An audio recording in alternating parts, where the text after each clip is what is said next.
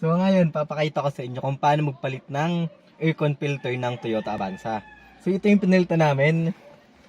Sobrang dumi na, kaya pala ang hina ng aircon, di na siya lumalamig dahil sobrang dumi ng filter.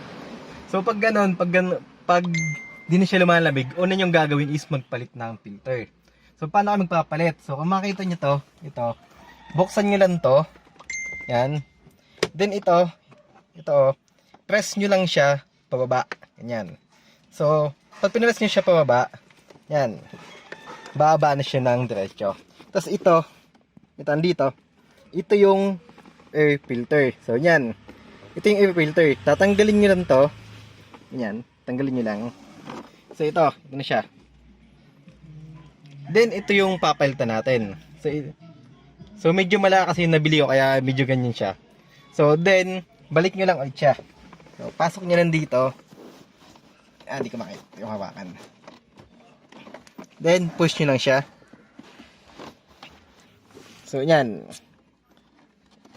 Nakapagpalit na kayo ng air filter. So, then, balik nyo lang to. Ganyan. And, okay na. Okay ba? So, ganun lang kadaling magpalit ng aircon filter ng Toyota Avanza. Yun ang